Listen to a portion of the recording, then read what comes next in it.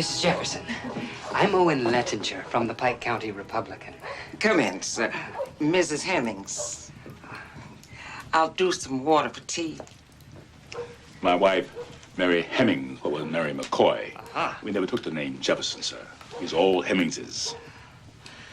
I trust you had no trouble finding our place. We are a bit out of the way. Yes, well, we journalists will always find our destination if there's a good story at the end of it. Sit, please. Oh, well, thank you.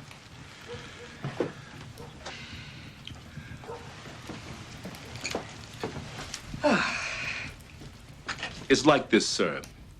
When my father died, he was what they calls bankrupt. Your father being President Thomas Jefferson. Yes, sir. That is true and correct. He was the third president of the United States. You write mighty fast, sir. Ah, we call this shorthand. See? Oh, Mary don't read or write nothing. I learned it my own self. Got the white children to learn me in secret. Mr. Lettinger, has anybody ever told you it was against the law to learn a Negro how to read and write during slavery? They did tell about some owners that cut off a finger every time they catch a slave trying to get learning. And they was afraid, you see, of the Negro reading and getting to know too much, getting ideas in his head. Mary, take my key and bring them things out.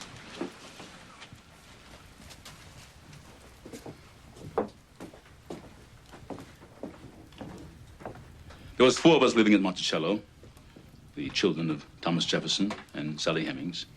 There were 3 of us boys, Beverly, Eston, and myself, Madison. We had 1 sister, Harriet. Did Mr. Jefferson have children with any other slave woman besides your mother? No, only our mother. We was the only ones. Did Mr. Jefferson ever show you any partiality or fatherly affection? He didn't favor us like he did his white children and grandchildren, but we was well treated. Didn't have to do any field work or any other hard labor. My sister Harriet was put to weaving and spinning and such in the little factory on the home plantation, and I was put to the carpenter trade. Mm-hmm. My brother Eston and me was more of the African blood, but my brother Beverly, you couldn't hardly tell him from white. He so took after my father that they tell a story of a French gentleman dining with Mr. Jefferson, and seeing Beverly, he did give a mighty jump to see the spitting image of Thomas Jefferson serving his soup.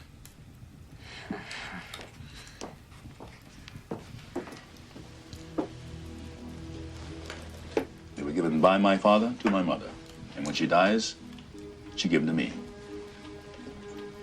So these are your sole and only... May I? Sure.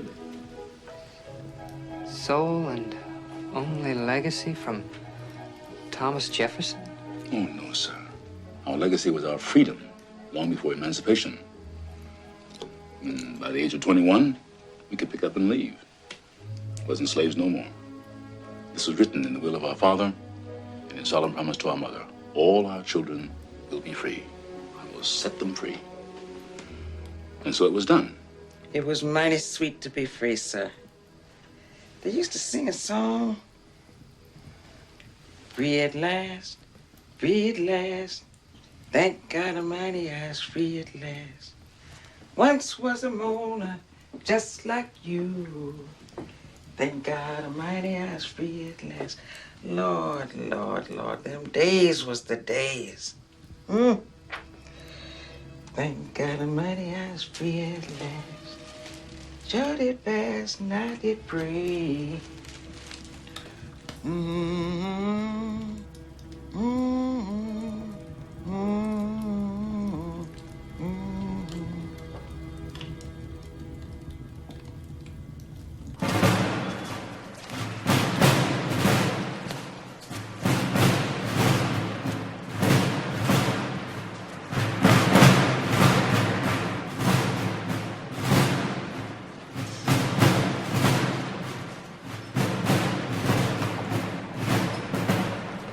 Thomas Jefferson, ministre plénipotentiaire de l'Amérique.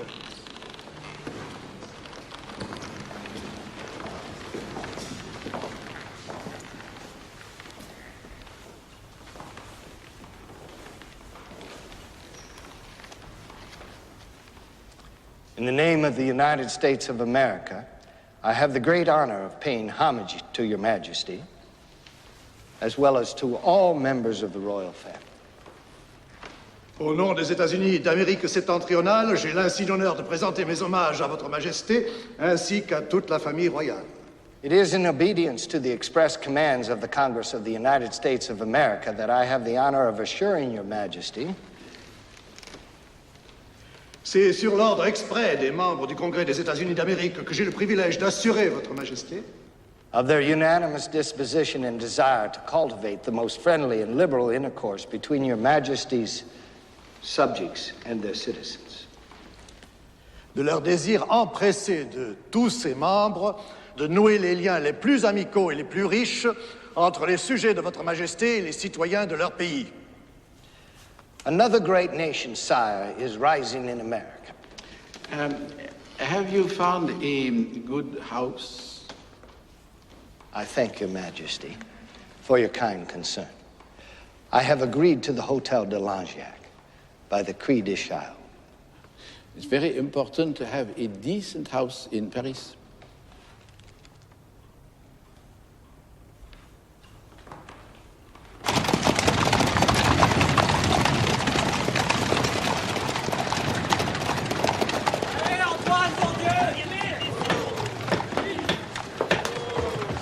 Donne du pied là, décolle le démarre.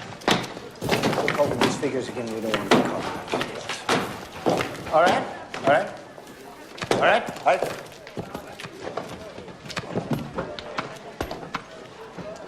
Je veux un œil de bouffe. Il veut un œil de bœuf. Mon Dieu. You better get used to getting hit over the head. Master can't live, but he's pulling something down and building something up and pulling that down again. Step.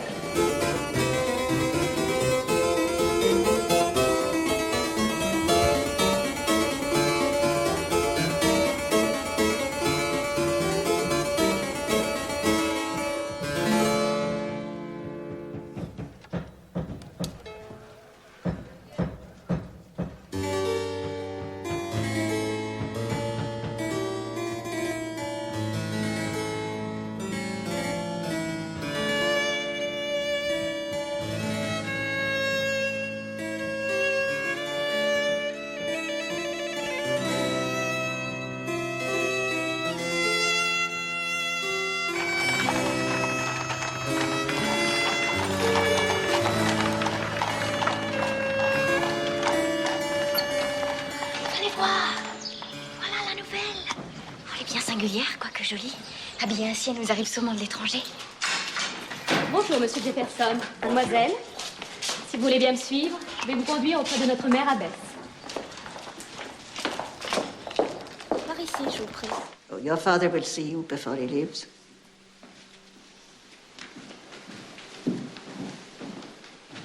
A fine, tall girl. She has inherited your height, monsieur. Yes, and that's no trifle for a girl to inherit.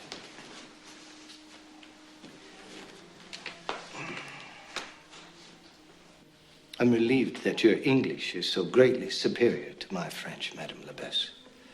Because what I wish to say is not altogether easy to express in any language. Perhaps I may even venture to express it for you, monsieur. We have 55 girls studying in the convent. Of these, 15 are not Catholic, but like your daughter, have various Protestant persuasions. These girls are completely free to pursue their own religious faith, and no attempt is ever made to convert them to ours. I assure you, they emerge quite as good Protestants as when they entered. You will forgive my perhaps somewhat exaggerated anxiety. For an American, freedom of religious conscience is one of our great principles. I believe, monsieur, you have to fulfill the part of both father and mother to your daughter. My wife died 3 years ago. Well, Patsy, This is not any kind of party. James will be coming to fetch you home on Saturday afternoon, and every Saturday after that. If only Polly and Lucy were with me. One day soon, both your sisters will join us here, and our little family will be reunited. I promise you. You know that I live only for that day. And I live only for Saturday. There's something in my eye.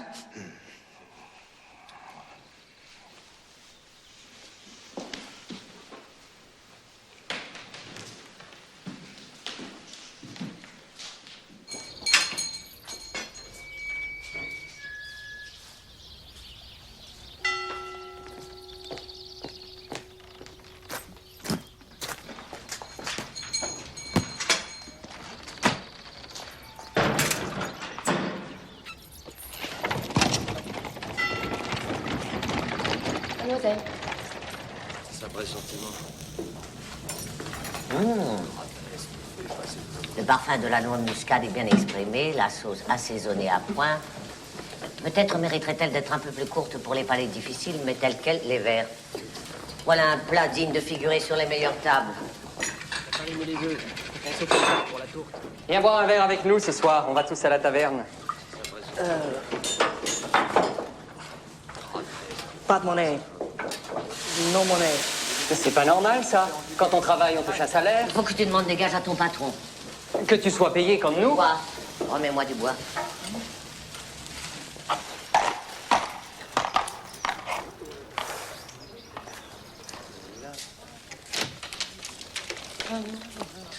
Master, you see how this works, James? As the wheel turns, the distance is recorded on this meter.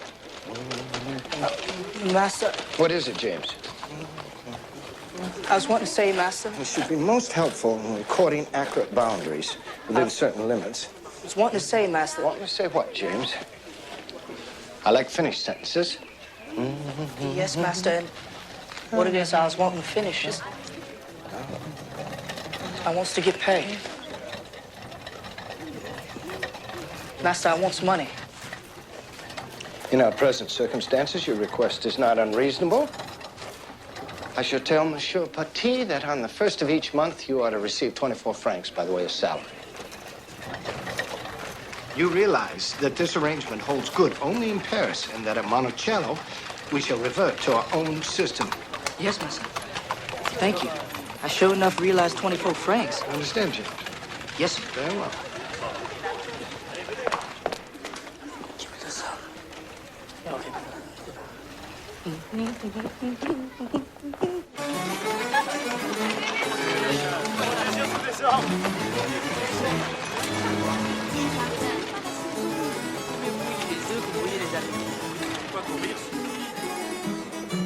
Calomnier notre pauvre souveraine. Certes. Guidée par une modestie qui l'honore, elle préfère, pour éviter une amourette scandaleuse, consentir sur le champ. Que feriez-vous si l'on vous avait donné pour époux un indolent, impuissant de surcroît? Moi, je tomberais dans le lit du frère. Leaving aside the taper, we still have among us the moose. Nous avons tout de même l'élan. L'élan. L'élan. The moose. The American moose stands so tall that a reindeer can walk with ease under its belly. Je voudrais bien voir dans mes propres yeux cet animal mythique. And so you shall, Monsieur de Buffon. I have the pleasure of introducing you to our moose.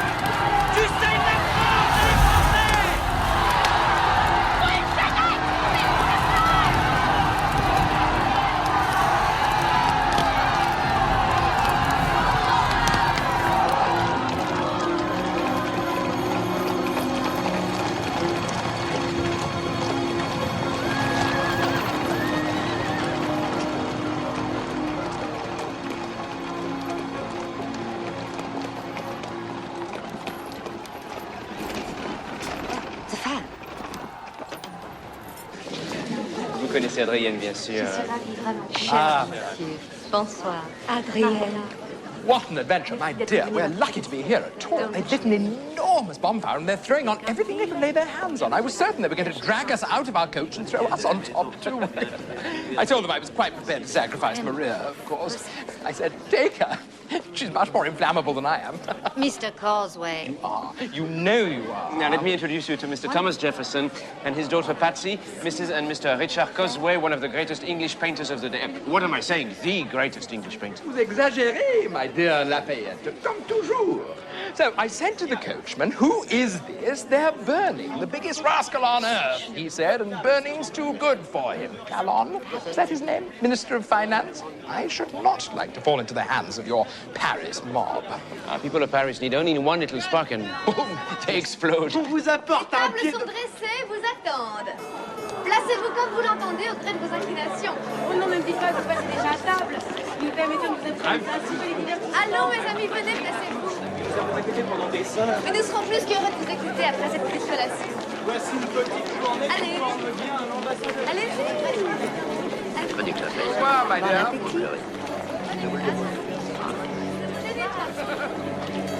Well, let's get it welcome. I will join you afterwards, my dear. Mr. Trump, Patsy, Mr. Jefferson. Yes.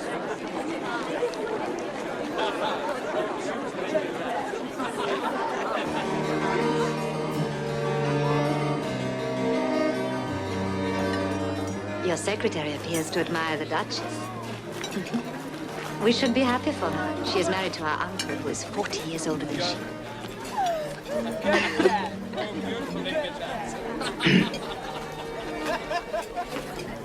Is your daughter here to learn French manners and morals?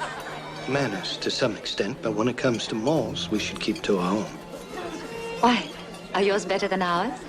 They are better for us. That is, for us Americans. And are they difficult to learn? Certainly not difficult to unlearn. Que sa femme est un caprice, s'il l'accuse, on l'a puni de cette absurde injustice. Faut-il dire le pourquoi? Les plus forts ont fait la loi, les plus forts ont fait la loi, les plus forts ont fait la loi.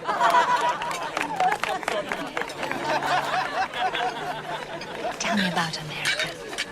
Madam, the subject is as large as the land itself. England is so small. Even the sky is small.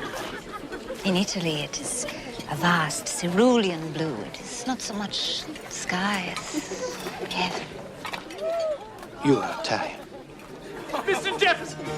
Mr. Jefferson, can you tell me, is it true what my young friends are telling me, that the revolt of our American colonies was really against trade restrictions? All you wanted, you Americans, was the liberty to drink French wine.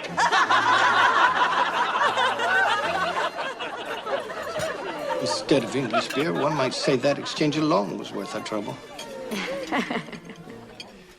We hold these truths to be self-evident, that all men are created equal, that they are endowed by their creator with certain unalienable rights. Tous les hommes naissent-ils vraiment égaux, Monsieur Jefferson? Are all men created equal, Mr. Jefferson? Ou serait-il plus légitime de dire tous les blancs naissent-ils égaux? Or should this read all white men are created equal?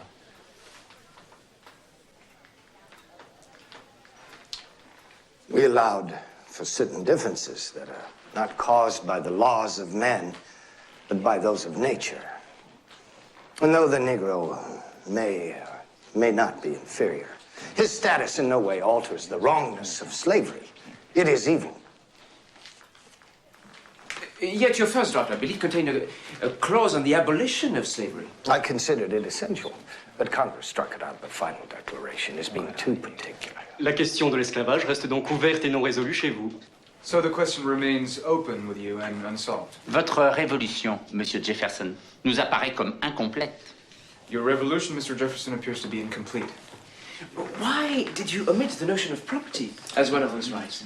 Well, while I hold the right of the individual to possess property as basic, I consider it as a means to human happiness, but not as an end in itself.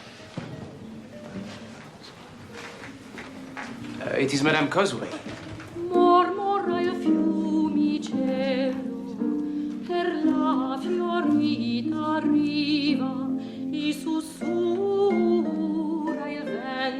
luce tra i rami e l'uno e l'altro a sospirarmi in vita, piangendo il rosignolo, perché mi chiami a pianger solo, e o solitario amico, perché compagna a suoi dolor mi brami.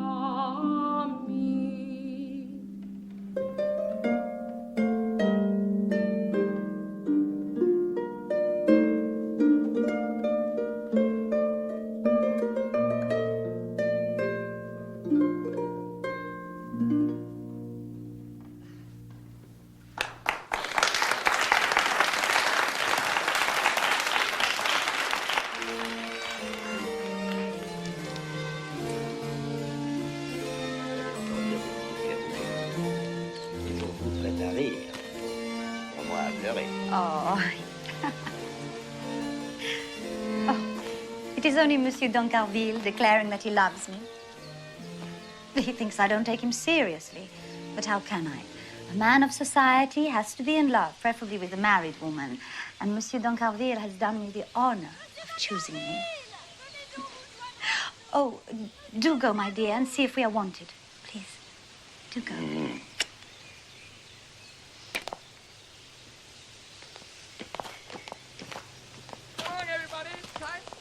Are you always cruel to those who love you? It's just a game we both play. That's how it is here. People play at love. It's not serious. It is different in Italy. There, we kill for it.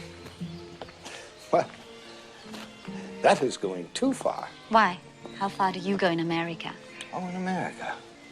In America, we stay at home and are happy and contented with the wives we have chosen. Ah, if you can choose. And are you happy and contented? Oh, forgive me. I've been told that your wife died in giving birth to your son. My daughter, Lucy. And the child?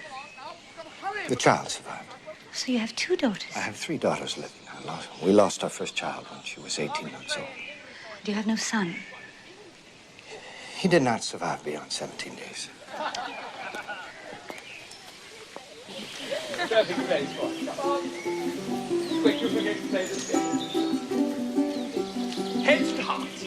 Now, let's divide up a little bit. Hearts should be on this side. That's right, so you have to stay there, Mr. Short. Heads on this side. Monsieur d'Arcanville. Mr. Jefferson, I think you belong there with the heads. And that's right, Maria. Definitely with the hearts. I know to my cost that she has no heart. And I to mine that she has no head. You would know, too, if you had to pay her bills, as I do. So, I shall start. For the head. Friendship is but another word for an alliance with the misfortunes of others. Our own share of miseries is sufficient. Why take on those of another? Quand le malheur nous arrache des larmes, n'est-il pas bon d'avoir un ami pour essuyer nos pleurs? When sorrow makes us weep, how sweet it is to have a friend to wipe away our tears. With such a comfort, our very grief may turn to joy. Come, Mr. Short. Take a man's part and speak up for the head. Well, sir, when my heart speaks, the rest of me must needs be silent. Baliverne. Rien ne repose entre nos mains si ce n'est les plaisirs de l'esprit, la contemplation de la nature et de sa vérité, de l'animé et de l'inanimé, nous permet de voguer serein et sublime au-dessus des contingences du monde des mortels. Toutes les froides, écoutez-moi, toutes les froides spéculations de la tête ne valent pas une seule généreuse palpitation du cœur. The best way of being secure against pain is to retire within ourselves and to suffice for our own happiness. Nobody cares for him who cares for nobody. A wise man will only depend on himself. It's not your turn, madam, nor is it your turn, sir. I believe it's the head's turn. It's the head's turn. He's lost his head, and she's lost her heart. Yes, you, Mrs. Causeway, must speak only from your tender heart. Now answer me. Is it not in the company of a friend that nature wears her liveliest hue? Whence did she borrow it? From our charming companion. Speak only from your head, Mr. Jefferson. Our heart is pleased because she is pleased. No one is pleased at all. Ruined the game and lost everything. Monsieur. Assez, assez. Va tu peux aller. Oh, laisse-nous. Sans rien.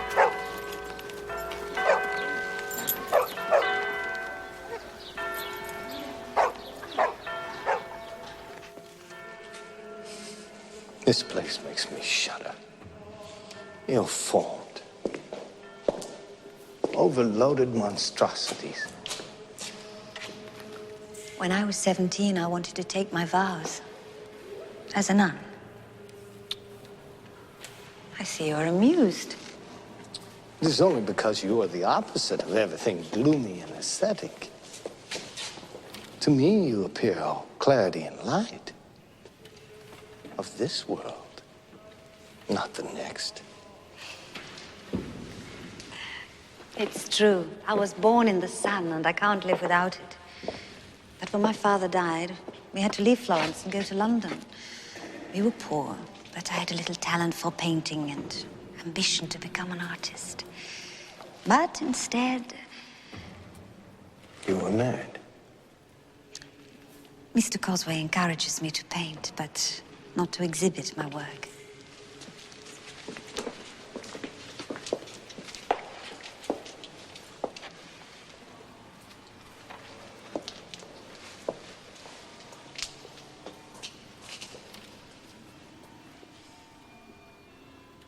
I tell you freely about myself and my life, but about yourself, you keep everything hidden and closed.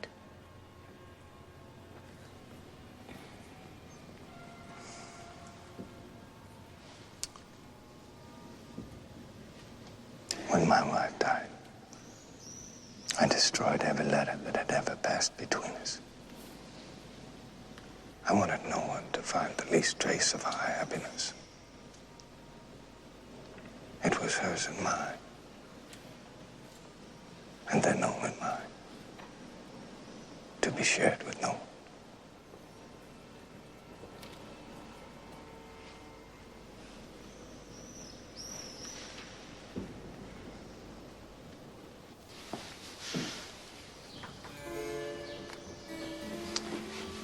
Mademoiselle Jefferson, stia calme. Laissez. C'est très bien ainsi. Voilà plus de 3 heures que vous m'apprêtez. Stia calme. Je ne prie plus. Attends. Juste un petit côté pour que ça rentre bien d'équerre. Voilà, vas-y, doucement, doucement. Voilà. Voilà.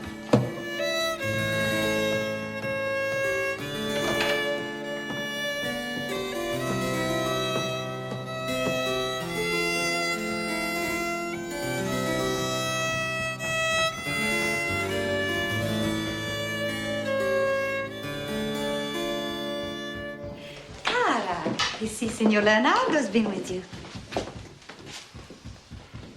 Let me look. I would be proud, Mr. Jefferson, to have such a pretty daughter. Mrs. Cosway plays well.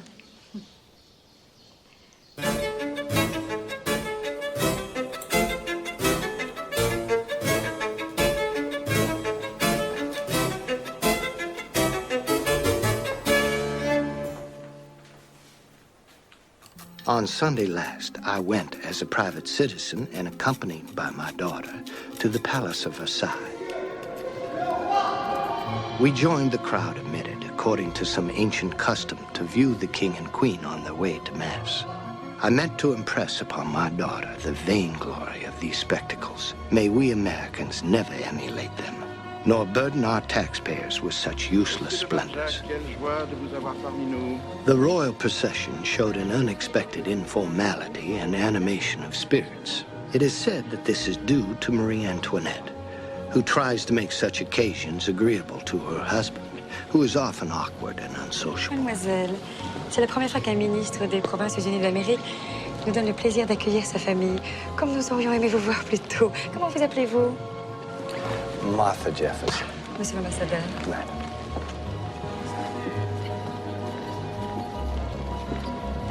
There's nothing to fear, Patsy. She was only asking your name, and quite charmingly. Daily life at court is still ruled by an etiquette so rigid that the most private pursuits of the king and queen are converted into public ceremony. It is like watching actors, fantastically painted, bewigged, and bejeweled, disporting themselves on a stage. The leading actress, though never a popular one, is the queen, whose extravagance is blamed for the desperate financial situation of France. But the king loves her very much, and she rules him completely. As a foreigner, an Austrian, she feels lonely and isolated at the French court and has surrounded herself with her own little band of favorites. They love to play at being simple shepherdesses, a game that is said to cost the exchequer 1 million livres a year. But the friendship of the shepherdesses is based on their ferocious greed. The queen's favorites take advantage of her lonely craving for affection, threatening to leave her whenever she fails to accede to their insatiable demands. Bon, d'accord. Oh, elle est...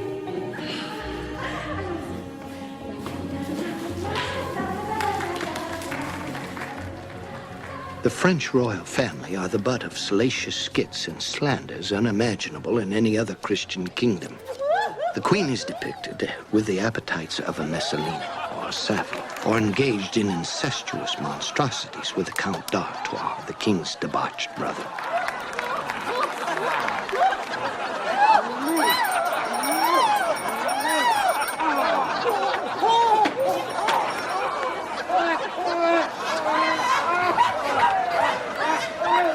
La reddition de Yorktown. Bravo, Trumbull. C'est saisissant de vérité. And that is you, sir, here on the left of my little sketch. And hard to see. I assure you that in the finished painting, no one will ask, where is General Lafayette? And here is Lord Cornwallis surrendering. No, a mistake, sir. It was not Cornwallis. Milord feigned sickness to escape sharing his men's humiliation. Then I'm very sorry. Must have been misinformed in London. Probably on purpose. Vous les avez proprement mouchés en jouant votre Yankee Doodle. Yankee Doodle went to town riding on a pony. I was shaking like a leaf with the malaria I'd caught in your confounded swamps. And this is Monsieur... Ah, de Vieux-Ménil. Est-ce vous, Vieux-Ménil? Oh, mon ami, pardonnez-moi, je ne vous avais pas reconnu sous cette paire de jambes. Il faut en parler à Monsieur Jefferson. Oui, après tout, nous ne réclamons que notre dû. Un œil sacrifié vaut bien une pension.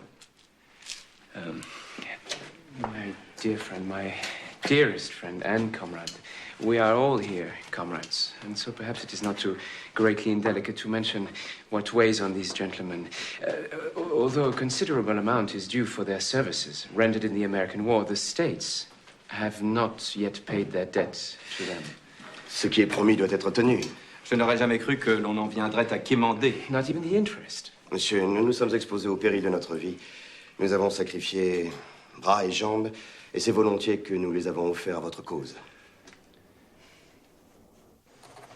Many of these gallant officers have lost limbs or have been disabled in other ways, fighting for our cause. Yet all requests for monies justly due to them have been ignored. The fact is, Mr. Short, there is no money. Our Congress is insolvent. I know that your own salary hasn't been paid yet. Let alone my salary. I haven't been reimbursed for the outlay I've made on my domestic establishment. Well, that is a personal matter. But all this financial business presses on my mind like a mountain. This is to inform the Congress that our crushing debts compel me forthwith to journey to The Hague. I intend to appeal to some private Dutch bankers who are justly famous for their financial wizardry. These shrewd moneymen have devised a loan to cover our interest on another loan, a bit of juggling to restore our credit and honor our debt to those gallant French officers. Mr. Short. Mrs. Causeway.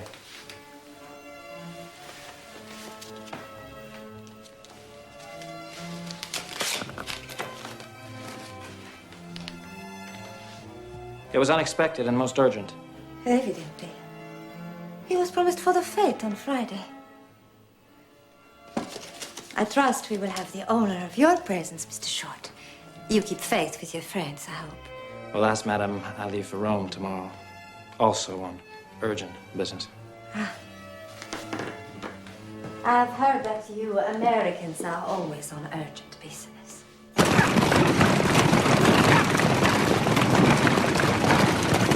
Your friends miss you, and none more than myself. And Mr. Cosway, who, however, has much to fill his time with in this place.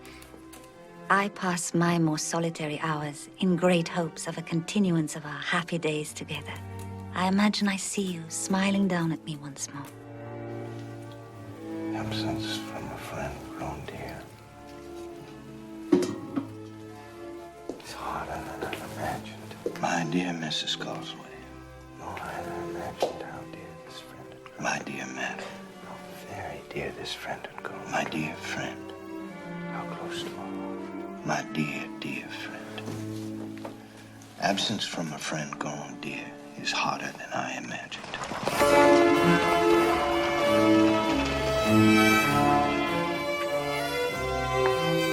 I observe the hog of this land, of which the celebrated ham is made, is tall, gaunt, and with heavy lop ears. People here pride themselves on their unique smokehouses that have no chimney. But I had the pleasure of informing them that in Virginia, we use the same method of smoking our bacon.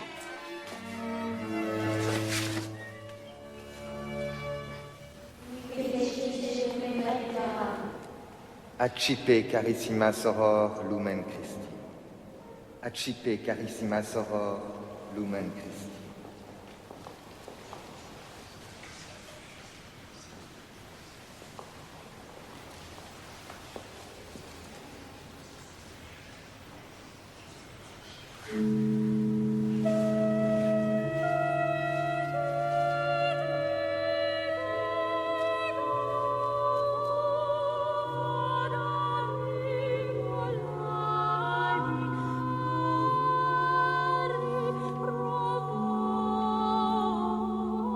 When they rise, it's called the resurrection, after having been dead to the world.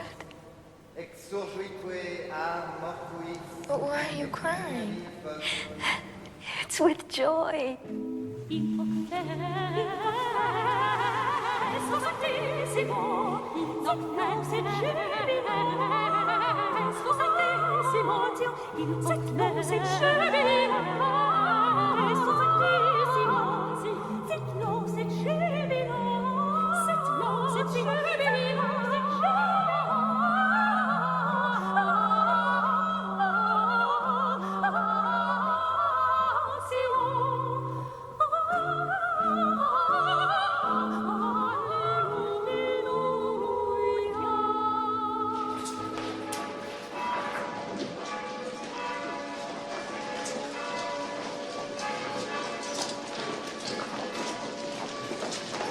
Patsy. My dear. I wanted to see you. And I hoped you might want to see me. You must miss your father so very much in his absence. He'll be back soon. Oh, when? Have you had word? I had hoped to know you better, and even, if you will let me, to be your friend. Thank you, madam. You see, I know how it is to be a foreigner in a foreign country. But I was born in that condition, for in Italy I'm English and in England I'm Italian. But I'm American everywhere. Yes, there you are like your father. Wherever he is what he is. There is another reason why I feel such a sympathy for you and your family. Because you have suffered tragedy in the loss of your mother and so many little brothers and sisters. My childhood was also made tragic for my poor parents, and in a most horrible and unnatural way. May I tell you? May I tell you my story? I had 3 little sisters and a brother, all of whom died very suddenly. And only I and 1 little brother were left. One day, someone overheard my Italian nurse singing to me, "I have sent 4 to heaven before you, and now I will send you 2 and save your eternal soul." It was she who had poisoned the little babies for what in her madness she thought was their salvation.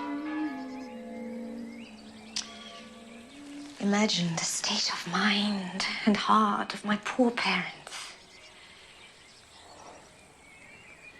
You will understand better than anyone that I have to stay with Papa always. That he needs me. He will never marry again because that is what he vowed to my mama on her deathbed.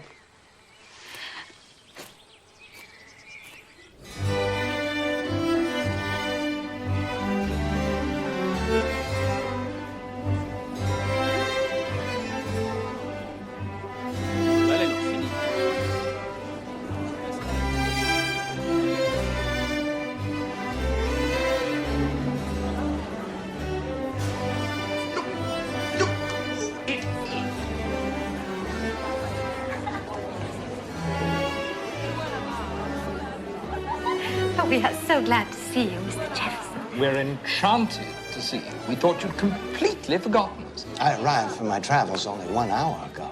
Come on up. Come on.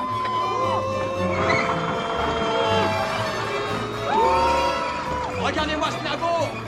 Attention au courant d'air! Ah, Mr. Jefferson, you're so attached to the opera that you would not waste a moment to come here. Say, rather so attached to my friends, whom I hope to find here. Well, sir, you have found us. It is by no means certain that my wife is any longer your friend. See how angry your neglect has made her. Why would I be angry? Alas, my duties were official, or I would have returned weeks ago. Women will never believe any business could take precedence over our business with them. Mr. Jefferson, take your bow.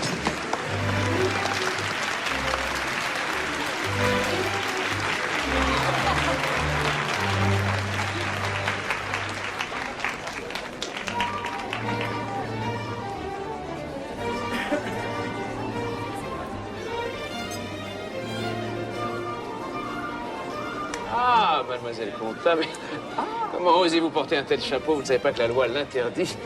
Mais que l'on m'embastille avec les voleurs, les fraudeurs et les bourreaux d'enfants. Mais venez donc vous asseoir avec nous pendant que l'on baille les ballets. Oh.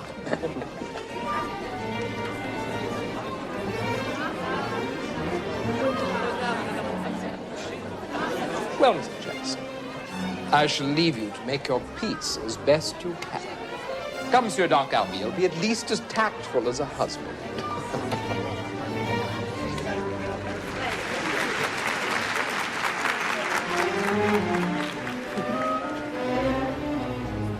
Sérieux, c'est capté, quelle tarde se rend. Quel trouble nouveau, je me sens agité. Oh, que j'ai tant souhaité.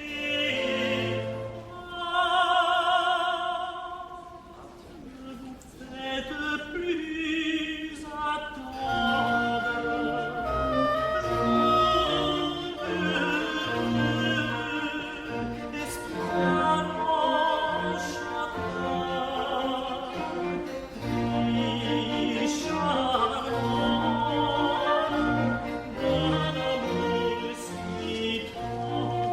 I came back as soon as I could. I was restless for Paris.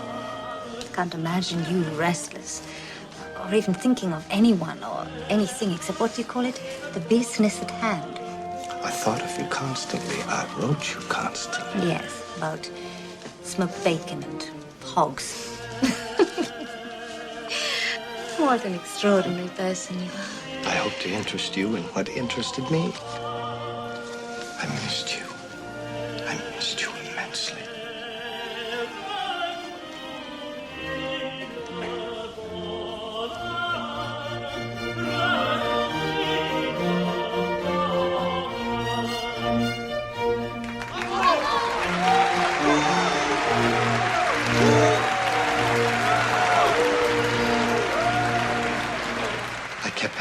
debate between my head and my heart. In your case, the head always wins. Not this time. My poor head was simply whirled around by my unruly heart. Open heart. It kept telling me, I love the lady and will continue to love her forever. If she were on one side of the globe and I on the other, I would pierce through the whole mass of the world to reach her. Dardanus! Dardanus! Dardanus! Amenez-le-moi! Je veux l'embrasser. Je veux monter au ciel avec lui. Changez-moi cette salade fusée. Rallongez-moi ces deux jambons.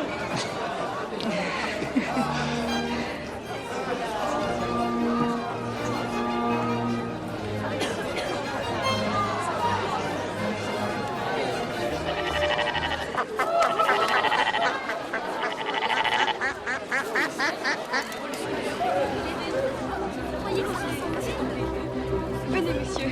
De là, vous y verrez mieux. Quelle merveille, n'est-ce pas une aventure follement exaltante?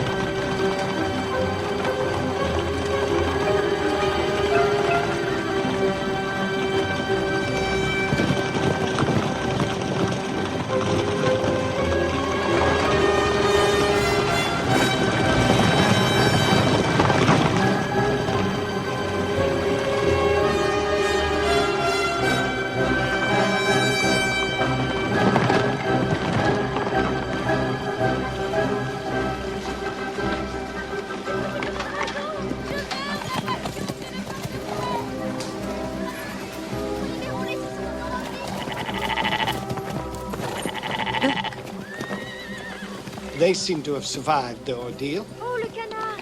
Il s'est cassé une aile. Oh, bête! Don't you wish it were possible to fly off to America? Yes, if I could take you with me. It is not impossible. We are not on the other side of the road. But what are you saying? I'm saying come to America. Come to Monticello. Leave everything.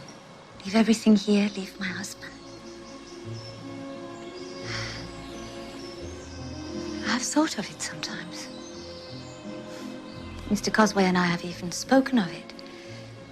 We are good friends, although he cannot love me the way a man loves a woman. You must have guessed that. What I guessed from the beginning was that you needed me as I need you.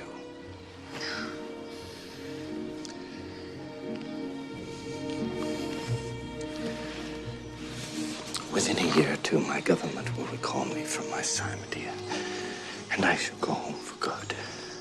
Which is what you want more than anything in the world. I can't deny that all my wishes end where I hope my days will end, at Monticello. But to leave you behind, with all the ocean between us, and no hope of ever seeing you again.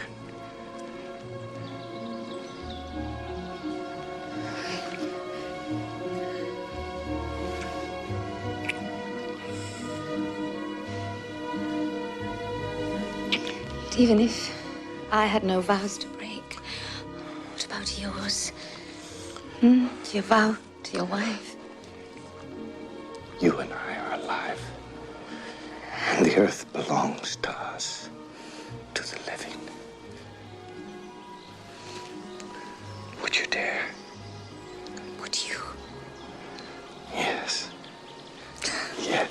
For you, I would dare anything. I would fly in the balloon. Oh, no, no. It might carry you too far away from me. Then I would ford a flood. No, that's too dangerous. Then I would leap over these logs. Mr. Jefferson! Mr. Jefferson! Oh, what have you done? What have you done?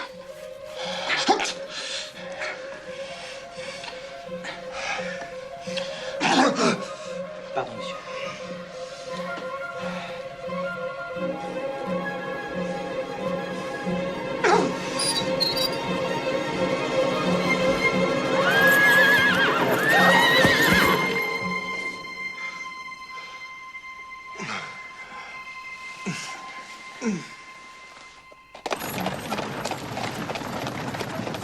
He's going the wrong way from Mr. Jefferson's house. Yes, I told him to drive straight to the ball. It is fashionable to be late to a certain degree, but beyond that limit, it is uncouth. Not to visit a sick friend for fear of being late for a ball. Not a ball, madam. It is the ball. Everyone will be there. Le tout Paris.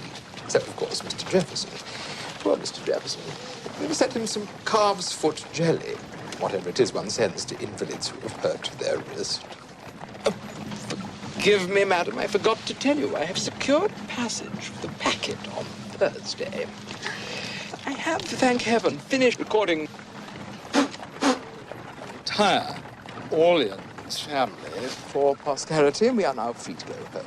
Dear, dull London, I've grown weary of Paris, have not you? There are many amusements, it's true, but some of them are of the wrong kind. I write with pain and must be short. Failing a private messenger, I send this letter whatever way I can. I fear it may be opened at the post office and my words meant only for you, read by spies and strangers.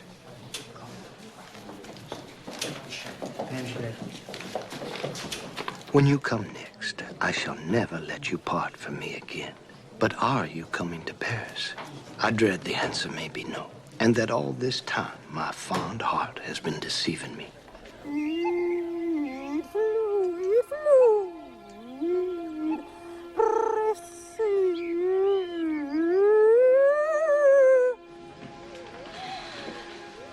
Regardez-moi dans les yeux, madame.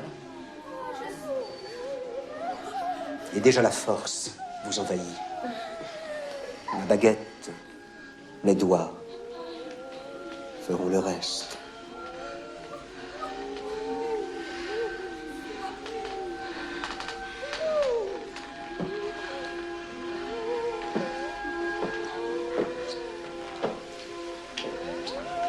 La nature touche au divin.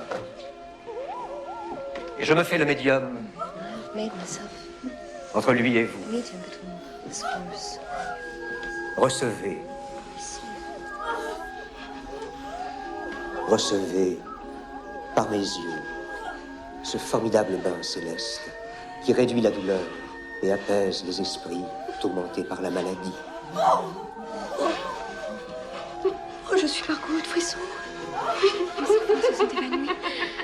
Mon corps est sous une source qui le purifie. À la vigueur de ce fluide, mes sens m'abandonnent.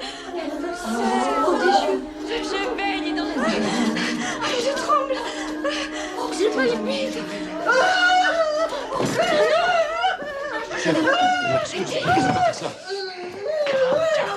Dear friend, you must give it a chance to keep Sir, this is just trash and tricks for the weak mind. The method is completely scientific. I myself have been cured of all sorts of ailments through animal magnetism.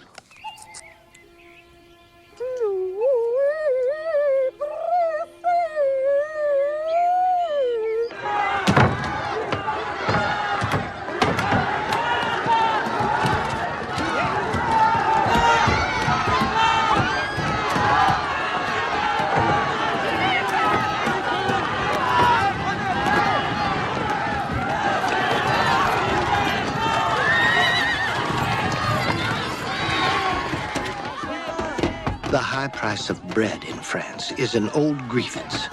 But now the many deprivations coming all together, whether these be bread or fuel and warm clothes for the dreadful winter, are judged by the populace to be insupportable. Once the French people get started, they can go to it with gloves on.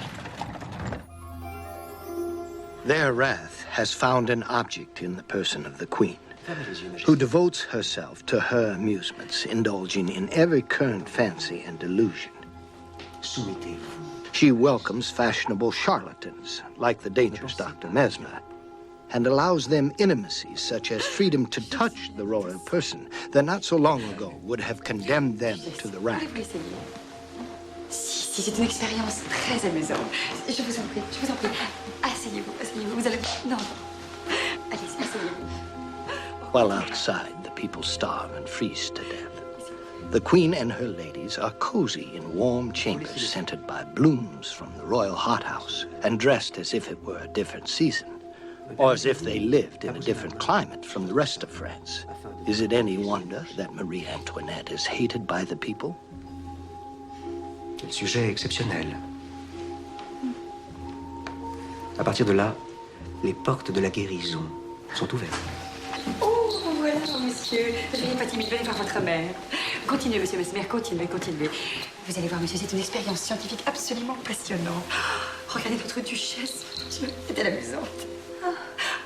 Majesté, vous avez fait bon voyage? Yet their sentiments have not changed toward the little dauphin, who is still loved, as is the king himself, despite the iniquities he has come to represent. The Marquis de Lafayette and other liberal aristocrats are eager to break down the monstrous privilege both of their own order and of the clergy. They propose to revive a long-dormant assembly called the States General, which has not convened since 1614. In this, the common people will have their own elected deputies, to be called the Third Estate. But the king, who has the most to lose, says, "What does it matter if I give up some of my own authority, as long as my people are happy?" London is so melancholy. There is something in this air which always makes me sad. How I long for blue skies and for church bells and for your presence. What am I without seeing or hearing from you? Write to me. Write to me. I live only in your letters and in memories of our jours heureux, our happy days together.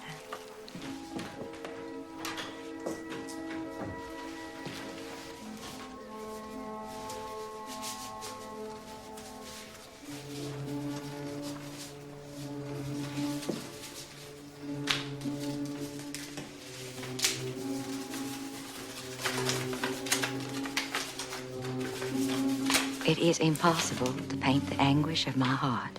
Confined a week to her bed with a whooping cough, your dear angel Lucy was thrown into convulsions and then expired. She retained her senses perfectly, called me a few moments before she died, and asked distinctly for water.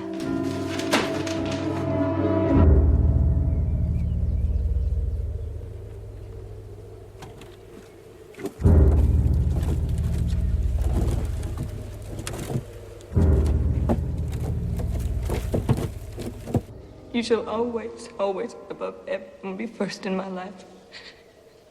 I vow to you now as you vowed to Mama.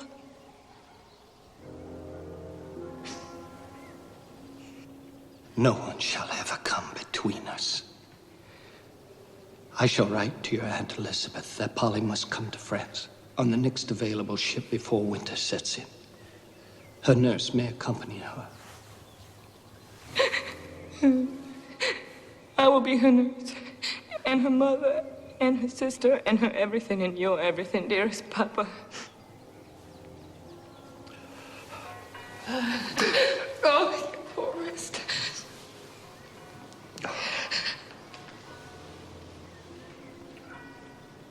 The surgeon has made a bad thing of setting it.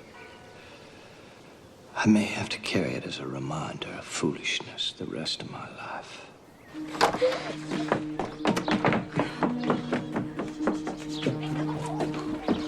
Polly, dearest. You may imagine, my dear Mrs. Epps, how greatly we desire to have Polly with us and never to be parted from her again. The voyage and the change of domicile would be greatly eased for her by the company of any one servant to whom she is particularly attached. Oh, I was going with you. We two, we'd be laughing, joking each other all the way. We'd been riding a big old ship. Oh, we'd be rocking on the water. Ain't that gay, Polly? Huh? Ain't that gay?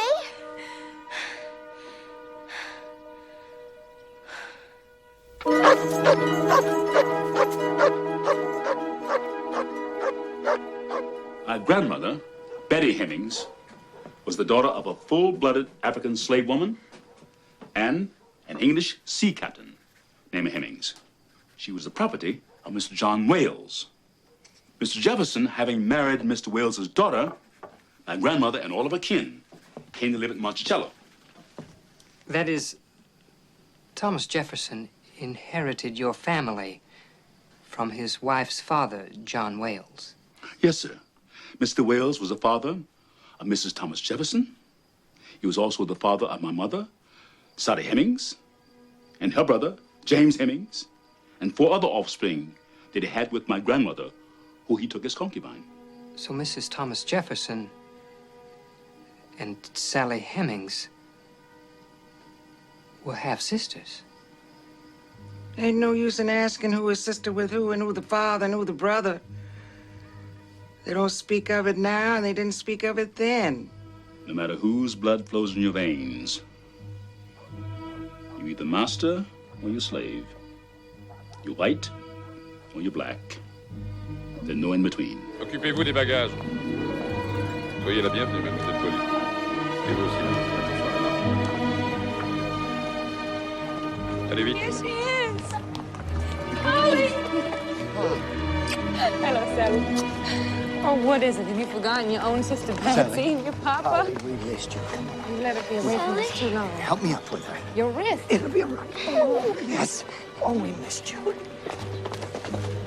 Sally. Welcome to France, Mademoiselle Jefferson. To the land of liberty and equality, or soon it will be. Polly, come on inside. All right. Come on, Papa. It's all right. Sally. So Granny's gone? Uh-huh. She was sick a while. You see her there laying in bed. And she couldn't take nothing to eat. Little Liza, he tried giving her a piece of his crust. But she said, Granny don't want bread no more. They done bury her over by Weaver's cottage. Asseyez-vous, mademoiselle. C'est... Ah, c'est ma sœur, Sally. T'as rien d'autre à faire? Va-t'en. On va fêter l'arrivée de Sally. Bienvenue. Elle est belle, ta sœur. Hein? Eh bien, nous allons examiner ce poignet. J'espère qu'il n'est pas trop douloureux. C'est encore bien enflé, tout ça. Ce sera sans doute plus long que vous ne pensiez, monsieur. You weren't supposed to sign that, Master. With hot ashes and mustard. My old nurse at Tuckahoe had all kinds of roots and herbs for the mumps and the whooping cough and every sort of ache and pain. And no medicine ever suited me as well or tasted better.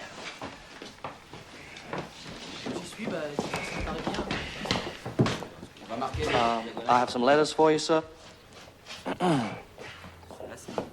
Letters from a lady. And how is the lady? She sends her regards.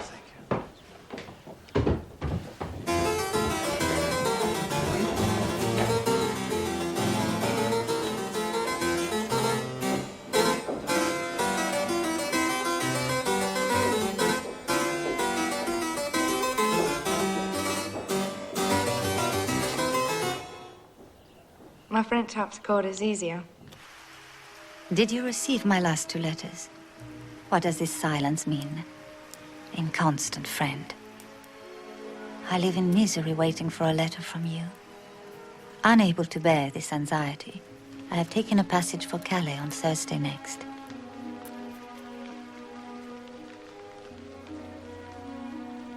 I'm in a million fears about you. I long to be with you.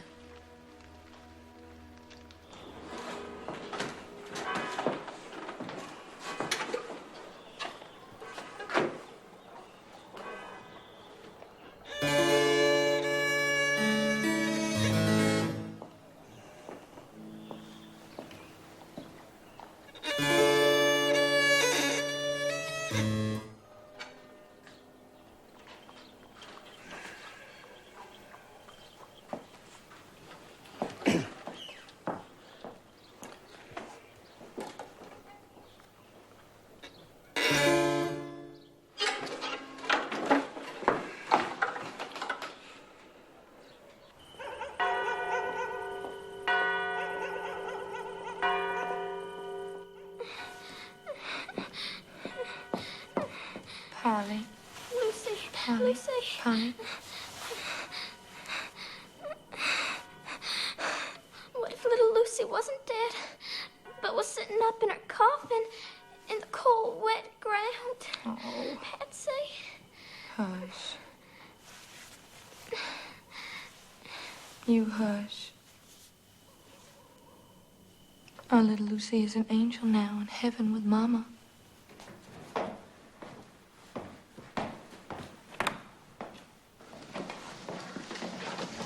Where have you been?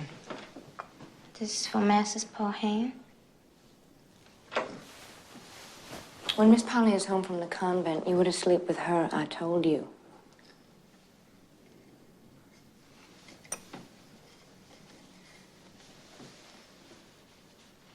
Go on.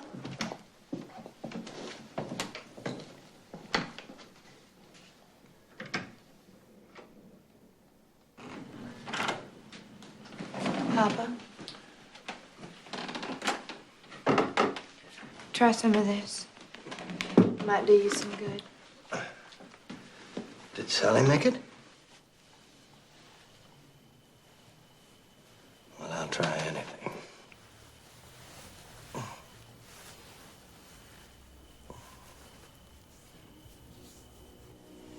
Walk like ladies, the cake's all dough. You needn't mind the weather if the wind don't blow.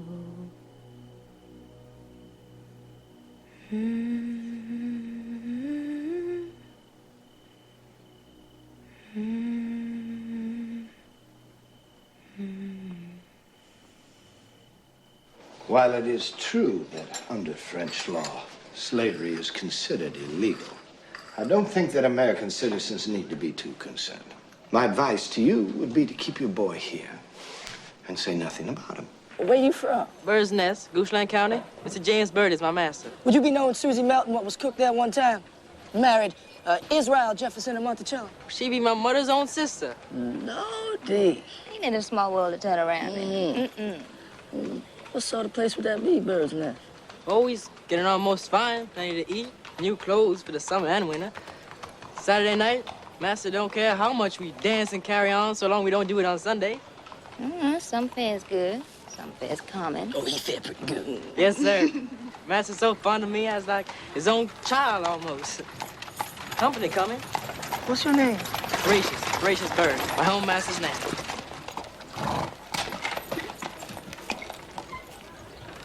Afternoon, Miss Causeway. Jane.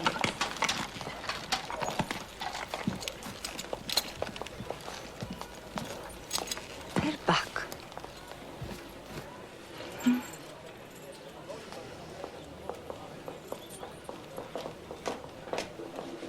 What a pretty girl that was. That's Sally. She my baby sister. Oh?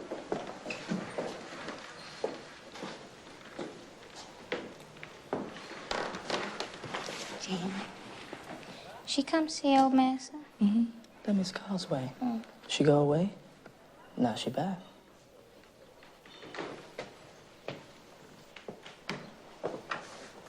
If slavery is illegal in France, the boy could claim he was free and refuse to go back home with us.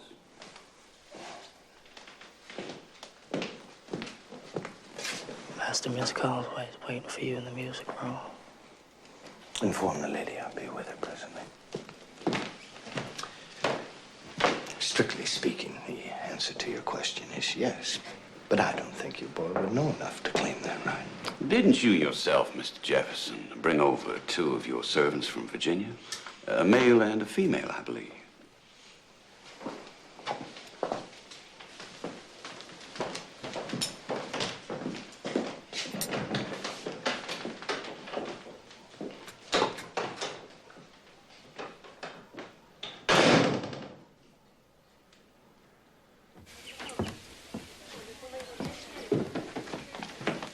You see, I've come back, although with very little encouragement. Why did you not write? I had always to wait for a suitable messenger. How could I run the risk of exposing my tender sentiments to the officials of a post office? Ah, excuses. Vain excuses. Mr. Trumbull could have brought letters, but you entrusted none even to him. Did you have nothing then to say to me? I had too much to say. And have you come back only to load me with reproaches?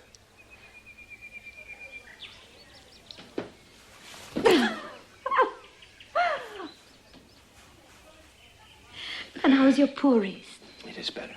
No thanks to the French surgeons. But I've been trying out some American witchcraft. Oh, I hope it works, so that soon you can play your violin for me again. Our beautiful duets, our happy day, our jour heureux. Jour heureux, espoir enchanteur, prix charmant d'un amour si tendre.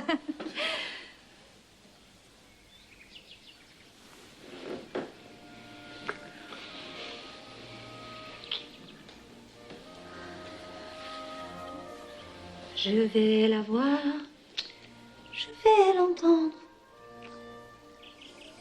I'm alone here. Mr. Cosway is in London. He wished me to find my own way.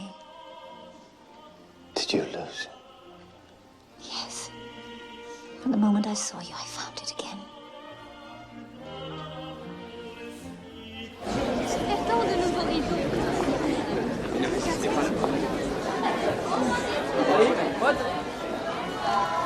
Montrez-nous vos coupons percales, monsieur.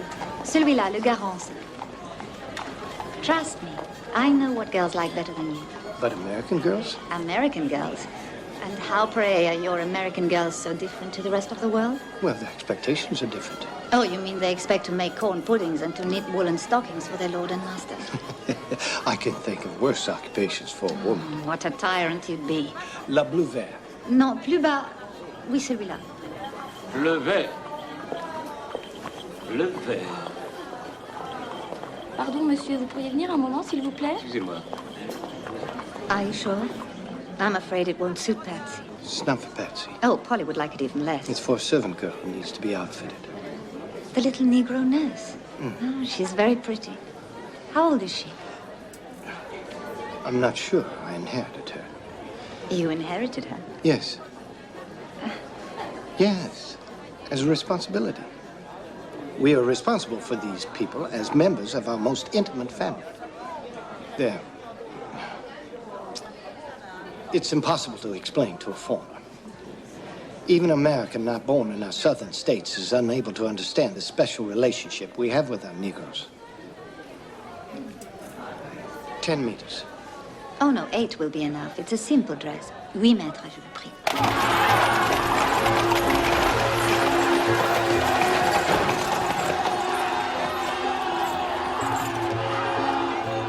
It's only an effigy. They are burning an effigy of Brielle, the finance minister. The last time we were in Paris, they were burning another finance. That was Monsieur de Cologne. He is now in exile in England.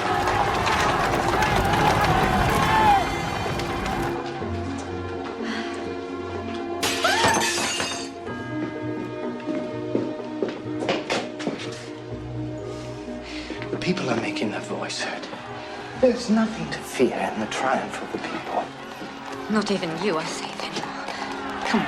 Come away. All they want is their liberty, their right to freedom. I've seen such horrible, horrible sights in the streets. It makes me fear that men are not good, not kind by nature, but cruel. No. No. shaped by generations of tyranny, but they are naturally good. If I were not sure of that, sure of the goodness inherent in the natural man, I would no longer want to be alive. Abandonnez légèrement votre buste. Cela s'ajoute à votre grâce. Maintenant, je vais vous montrer ce que j'ai prévu pour la parure en ruban du corps. N'oubliez pas que je ne veux point de garniture. Sally! Sally! Sally, have you gone deaf? Where did you get that? Oh, Master done give me the cloth to sew. I've been calling and calling you. Come along.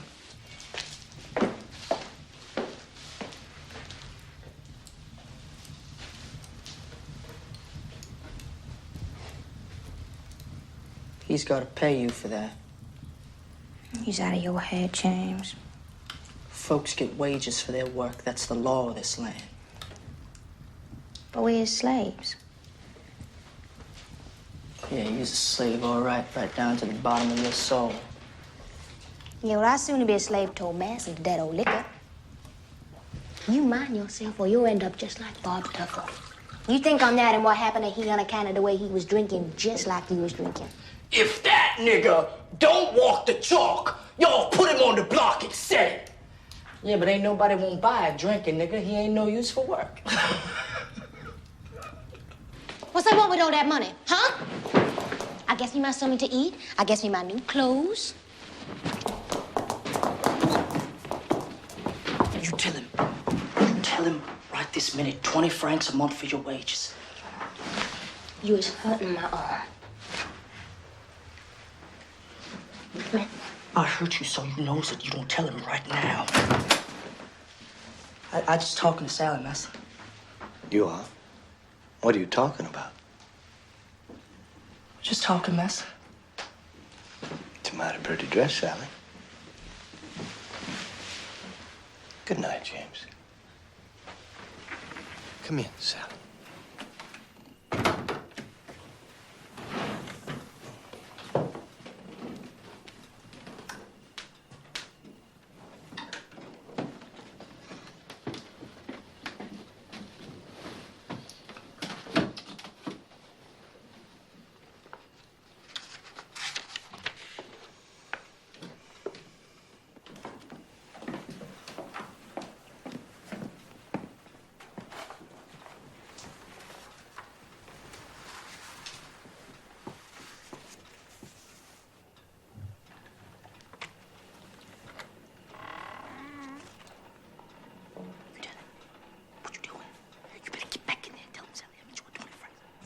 What are you doing there, Sally?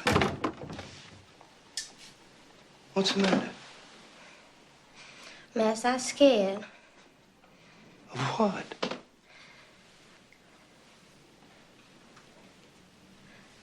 Ghosts. Ghosts? Uh-huh. Have you ever seen one? Scared me so bad, my hair riz up till I couldn't get my hat back on my head. Well, you won't see any here because they're all left behind in Virginia.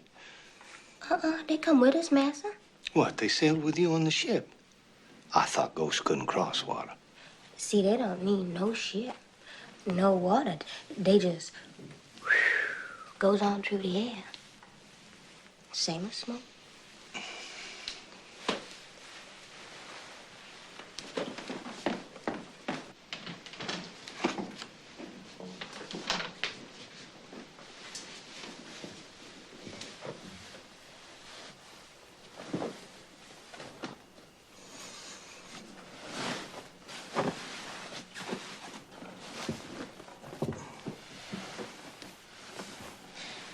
I done seen Molly. She'd have drowned herself in the mill pond. She's here with us. Well, doesn't that make you feel nice and at home to have Molly come all the way to Paris from the bottom of an old mill pond?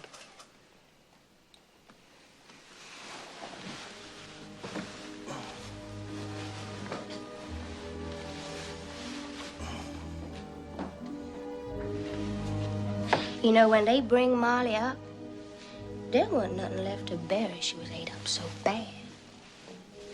All her eyes was gone, and half her face, her legs and all. And there wasn't a morsel of brain left in her skull. What was all swarming with them water bugs. Good night, Sally. And thank you for giving me a pleasant vision to lull me to sleep. Good night.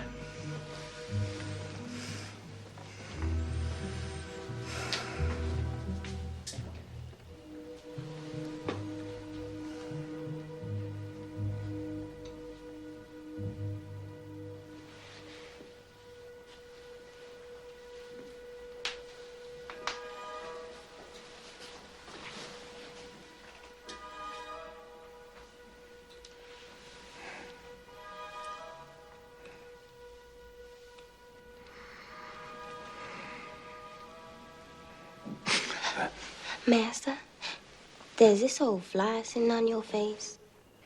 Yeah, I don't see it. It's troubling you. I just stays here and fan it right off you.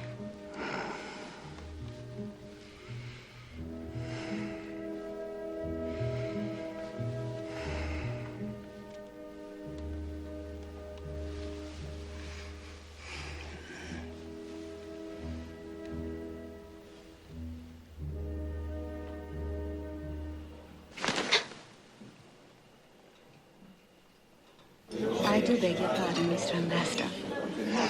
Avez-vous remarqué que le roi était déjà presque assoupi 5 minutes après avoir ouvert la séance à l'Assemblée? Comment aurait-il pu en être autrement? Le discours de M. Necker était le plus irrésistible des soporifiques. Et notre pauvre reine, tout à la fois contristée et exaspérée.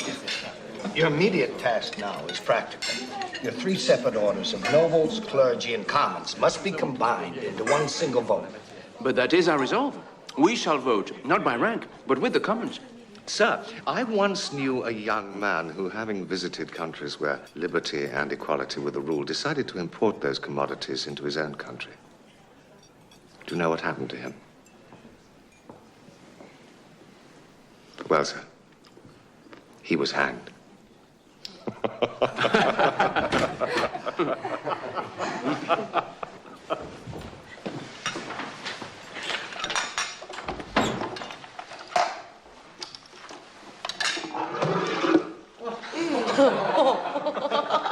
Ne riez pas. Mon invention est le mode d'exécution le plus humanitaire jamais conçu.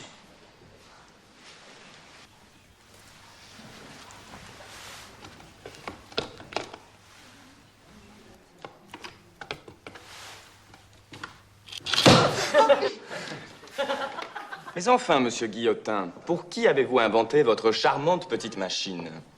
Est-ce uniquement pour nous? Les roturiers auront-ils le privilège de profiter de cette noble forme d'exécution? Certainement.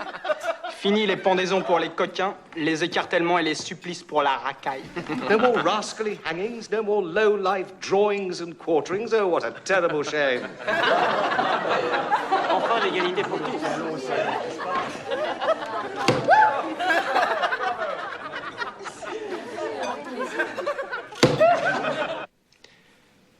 Whatever these learned French surgeons may say, our old American remedies are still the best. Now, Sally, since the cure was due to your administrations, it's only right that the results should be to your benefit. Yes, Master. To Sally Hemings, wages 24 francs.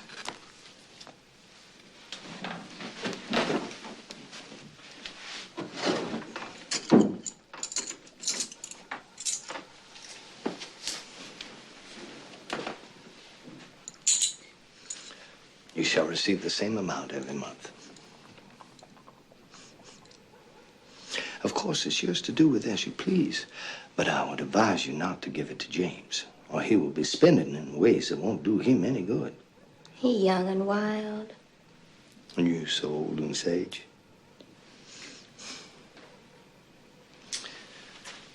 Would you want me to keep it for you?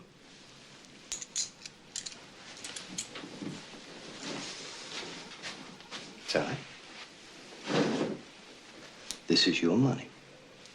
It'll be right here in the corner. You'll be rich soon, and then what will you do with all your wealth? I takes her home to Virginia. Don't you want to spend it on pretty things here in Paris? They has no pretty things like we has in Virginia. Well, what about this? Yeah. But I like the bright colors best. Pink I likes, and yellow. Now, I wonder what you will think of this. Of course, you may not care for it at all, in which case I might as well give it away to some other girl. What is it? You show me what it is. It's that one. It's not that one. It's this one. It's that for me. That's plumb pretty. So.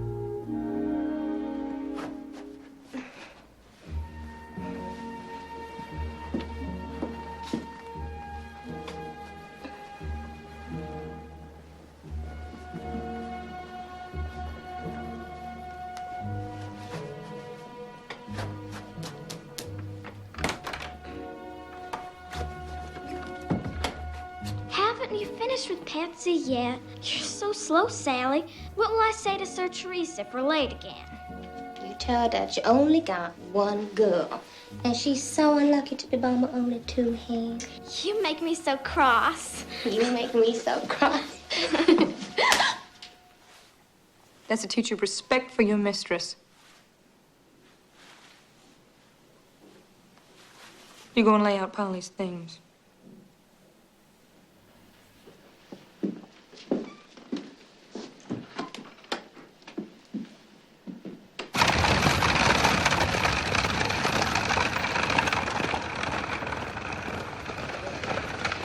Il même plaça les jambes de sa dame dans le plus grand écartement et s'agenouilla afin de jouir de ses appâts. Est-ce ainsi que l'on enflamme les hommes? Les cris de Toinette, au dernier instant de l'ivresse, travaillant à doubler son extase. Oh, je suis dans les sentiments, qu'un peu de lubricité ne messied pas dans les transports de l'amour. Ou encore ceci. À mesure les qu'il se défait, les yeux ardents de M. Jeffy, Roger se portant are you sur le asleep? et il promène ses Mother Superior says I can write to my parents. Il la saisit, la met dans l'attitude que réclame Yes, ses désirs. I may enter my Juliet, novitiate. you can take your vows. Jeffy. Now I have only one wish left. Jeffy, I pray for it. For you. That God will allow you to join the true church.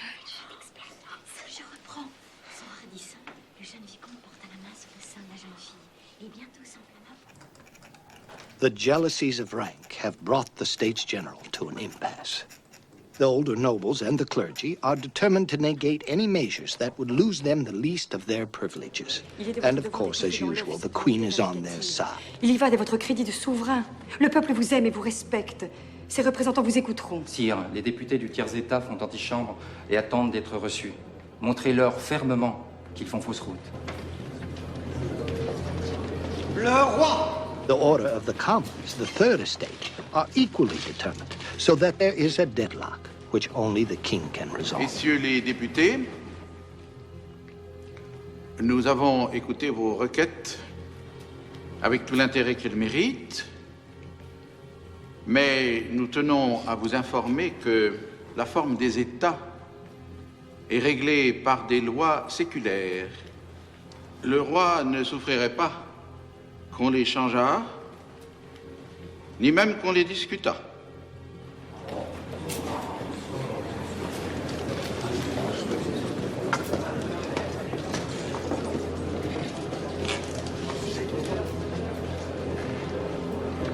Citoyens, il n'y a pas une minute à perdre. J'arrive de Versailles.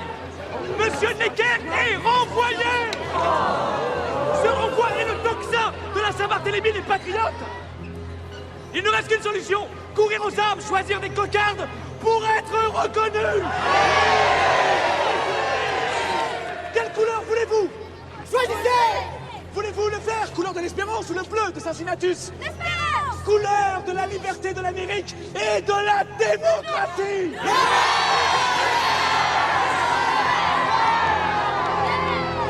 Amis, le signal est donné. Les espions et les satellites de la police me regardent en face, mais ils ne me prendront pas, du moins vivant, entre leurs mains. Non! Citoyens, imitez-moi!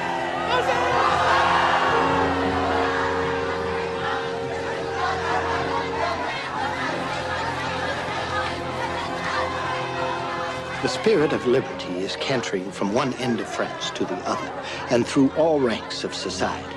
There are some incidents of violence, mainly due to the continued shortage of bread, so that grain speculators are frequent victims. Yet I will agree to be stoned as a false prophet if all does not end well in this country.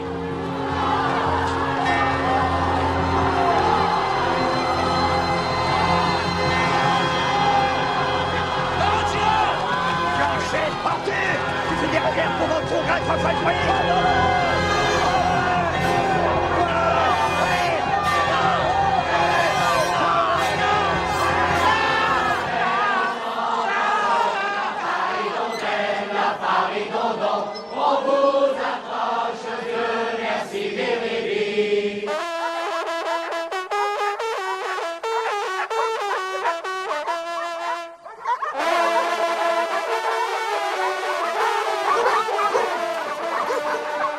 À la lime est beau.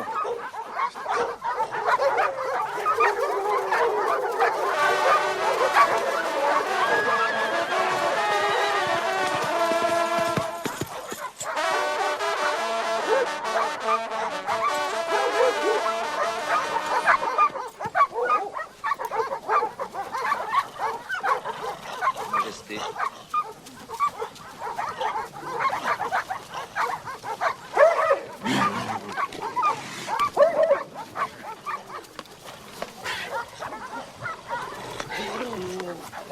C'est une révolte? Non, sire. C'est une révolution.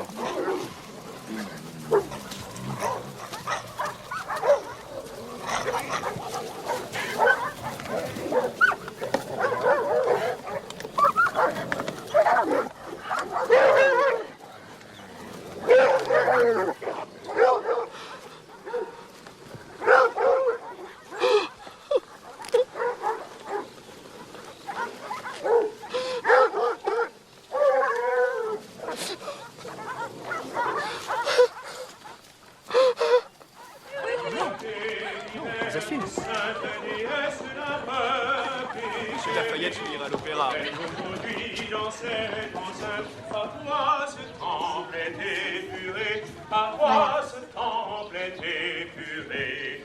Liberté devant toi, la raison chasse l'imposture, terreur.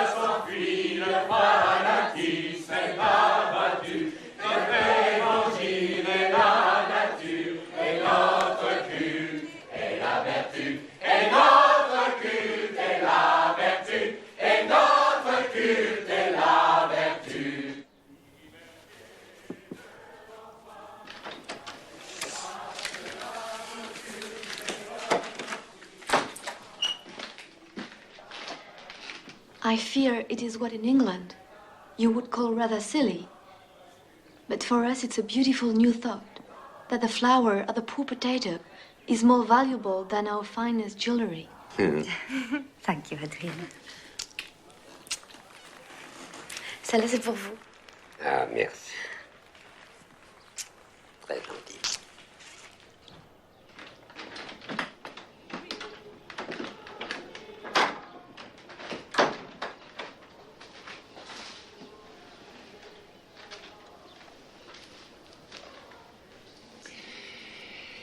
Perhaps you don't understand the deep affinity between us and the people. We are all of us commoners now, and they are all noble. Some of the faces I have seen in the streets of Paris did not look noble. Huh. What I don't understand is what you're waiting for. Why don't you go? Get out. Run for your lives. It is not easy to leave everything behind.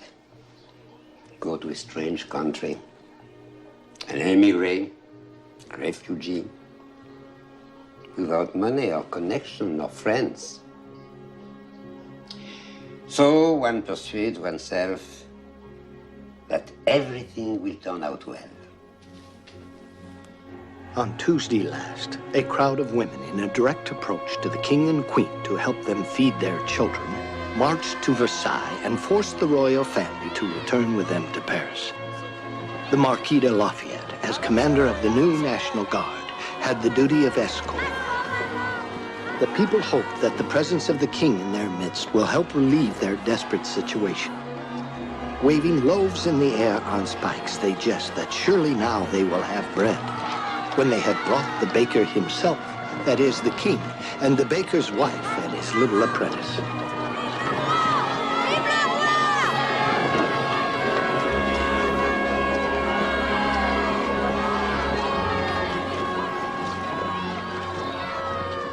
I came to give you this. A memento of my small art and its great subject. Papa has always taught us that in matters of religion, everyone must be free to follow their own conscience. So you've not told him yet? I shall have to soon. I am so happy for you. When I was your age, I too desired, oh, so ardently, to take my vows. But it was not to be. You will be more fortunate than I. But what will you do when he returns to America? I shall stay here in the convent and take my vows. Not see your beautiful Monticello? No. Patsy. I don't ever want to go back to Monticello. Dear Patsy, it's your sweet home and your father's most cherished place. You don't know. What? What is it, my dear child? You don't know how we live in Monticello. It is a paradise on earth. Your father has told me so much. And he has made me love the place and made me long to go there too. And has he told you about our Negroes and how they live? I'm sure he's very good to them. He's the best master in all of Virginia. But he is the master. And they're the servants. Slaves. And I'm certain that they hate us. Yes, I know they do. I can see it in their faces, even when they smile and say, yes, master. And they're always there, watching everything we do and listening to everything we say and hate us. And I hate them. And yet I pity them for the misery of their lives, and I wish from the bottom of my heart that all the Negroes could be free forever. They of us, and we of them. Your father has explained to me how it is in the nature of a family relationship. And I've seen how kind he is. For instance, to the little Negro nurse, Sally. He has bought her pretty clothes, just as he has for you.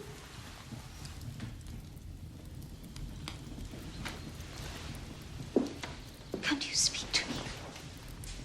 Please, tell me.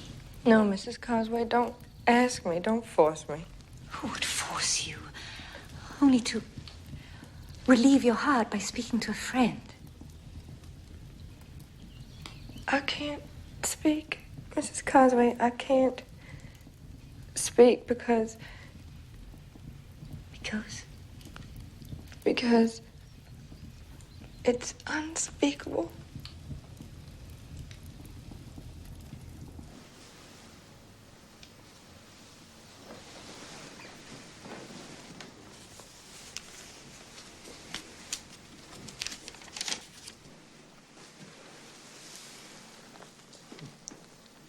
I can't possibly guess.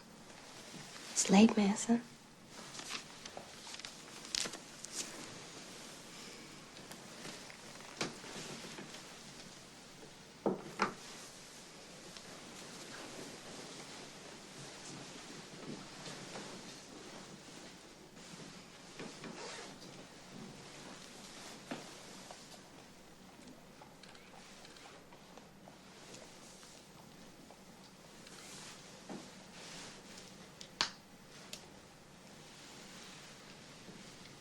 Master's expecting you in the garden.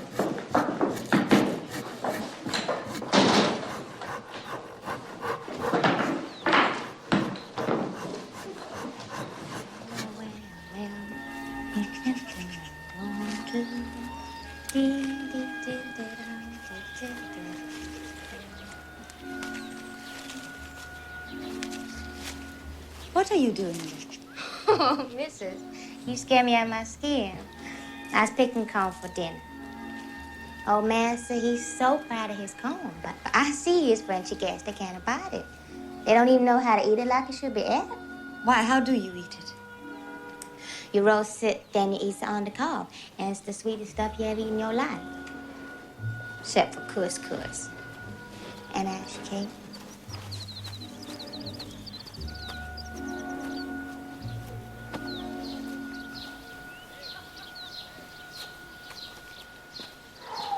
Since you are never to be found, I have boldly come to you. Ah, but it is you who are never to be found, except among a crowd of friends and admirers who hide you from view.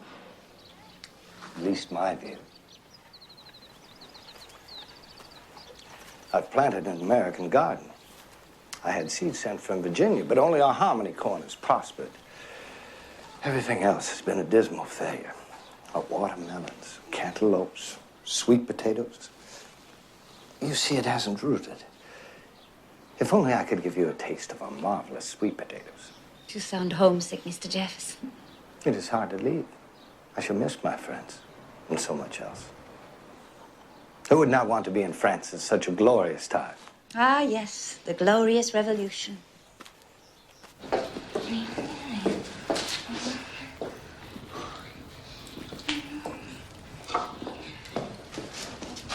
Sally Hemings! I, too, shall have to return soon. I've overstayed both my leave from London and my welcome in Paris. You're welcome from whom? From you, sir. My affections have not altered. There has been no change in the friendship that has been between us from the first moment. You are becoming the perfect diplomat. Courteous and amiable always, and always on your guard. Well, I confess I fear unguarded moments. As when you fell and hurt your wrist. I do feel most horribly responsible for that. As though it were I who led you into recklessness. No. It was my own middle-aged vanity that made me attempt what only a youth can do. Massa? Our corn. You must try our corn. Yes. You pick it up and eat it with your hands. It's like with all your French against Massa when we cook it for them. They love our corn. They loves it when you're looking at them, but when you ain't, they just spits it out. Nonsense, Sally. That's nonsense. I see them in my own eyes. They just spit. Excuse me.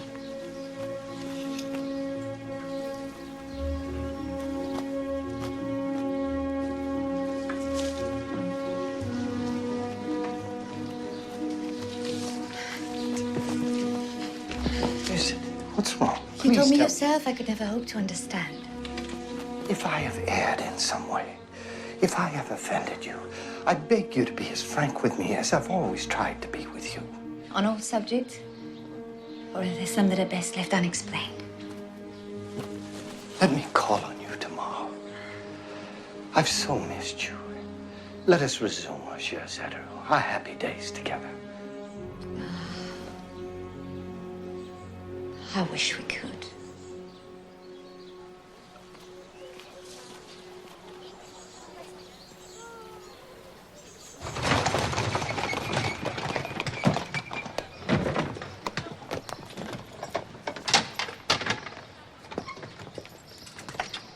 Mais à qui sont ces mâles? Quelqu'un nous quitterait-il? Madame Crosway, monsieur le marquis. I wish you both success and joy. May God protect you and keep you from harm. And without a word for those who love you? Not even our American friend? Oh, my dear Mrs. Cosgrove, this is all very hard on me. How will I justify myself when he reproaches me for your absence? He will be heartbroken. I don't think we need fear for Mr. Jefferson's heart. But he has one, believe me. A great and tender heart. Only wears it under a suit of armor. Well, then he is safe, for it will never break or hurt him very much. We have failed you. No, not you. You have been kindness and hospitality itself. In France, we boast our fertile is our soil for love and lovers. But if the soil is American, then nothing will grow but corn and, what is it, sweet potatoes. Come in.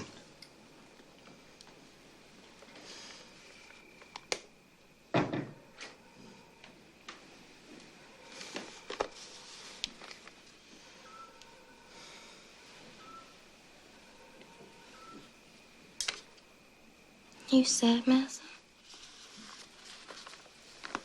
You crying? You want me to sing for you? I could sing you something sad, something merry. Let it be sad then, Sally. Since that's my mood.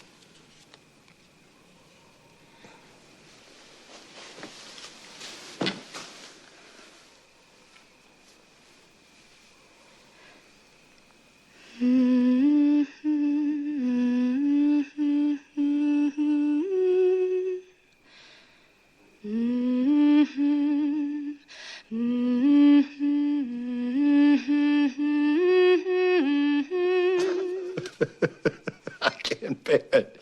It'll make me sink into my grave for sadness.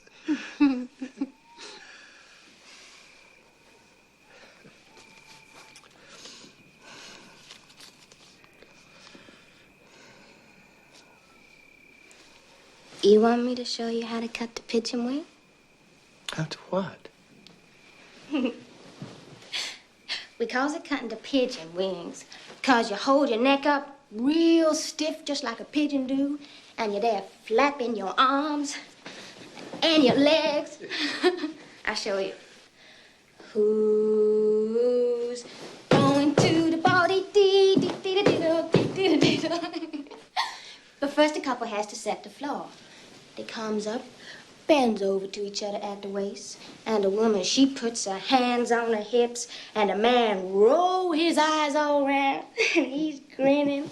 Gonna wear a red gown, dee-dee-dee-dee. Gonna wear a velvet coat, dee-dee-dee-dee. Going to the ball, dee-dee. But it's better if you're on the dirt floor, because then your feet can slap down real hard. Or you get a glass of water, and you put it on your head, and you see how many steps you can do without spilling the water. Going to the body dee, going to the body dee, going to the body dee, going to the ball. Let me show you how to do buck dancing. You hold hands, you jumps up and down.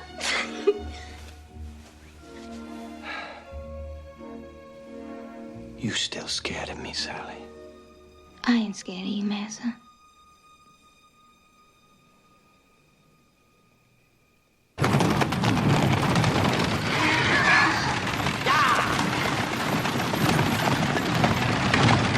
I respect your decision, monsieur, but I regret it. We have become fond of both your daughters, and I have reason to believe that your elder daughter is not altogether willing to depart. But I am confident that she will be glad of it in future years. We have our own ways, Madame Labesse, which we must follow if we are to be true to ourselves. I believe freedom of worship is written into your constitution. Yes, madam. I am proud to say it is. That we allow each man to choose his religion according to his own conscience. In spite of promises made to me, my daughter was unduly influenced. On the contrary, monsieur, your daughter, exercising the freedom on which your country prides itself, made the choice which she judged to be right. My daughter is too young to make such a judgment. Independence is not a toy for children to play with, but the privilege of a fully matured mind.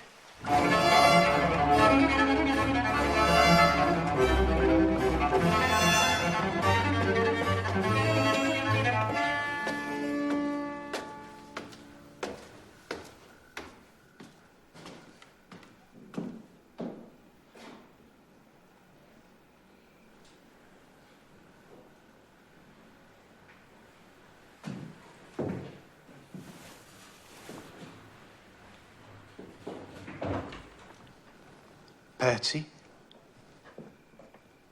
Not yet asleep? It's very late. What's the time? It's past midnight. Didn't you hear it strike? I thought I counted 11. General Washington has written to ask me to return home and become his Secretary of State. You know my feelings about public office.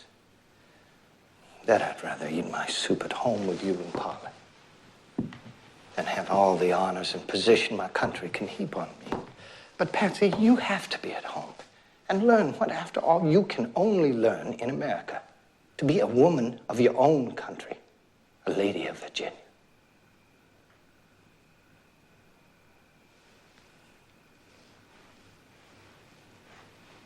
Have you so fallen in love with France?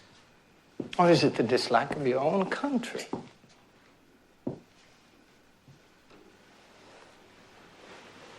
Surely not. Remember what you promised me when you were only 10 years old. You said then, in your sweet way, that you were there for me and would do everything for me and would forever be the lady of my household.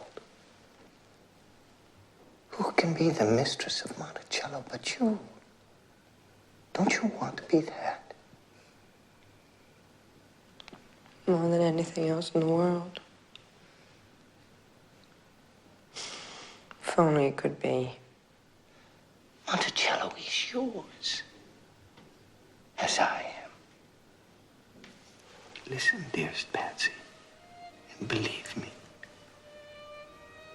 You are my true life, and my true love, and everything that is best in me belongs to you.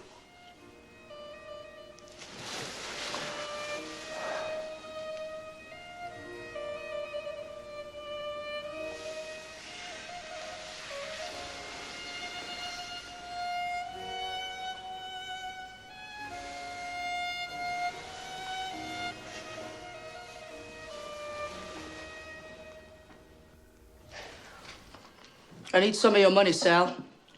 I ain't got it. Oh, Master done keep it for me? You let him keep your money? Uh-huh. You do beat all for natural stupidness. I don't need it. I needs it. Is you in trouble?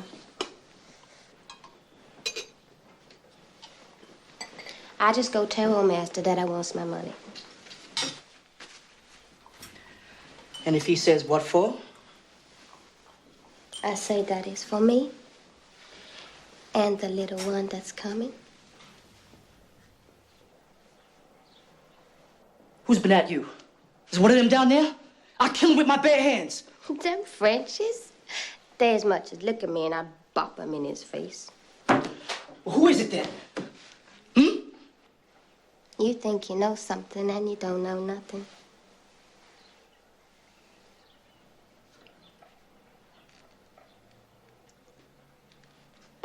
So it's him, is it?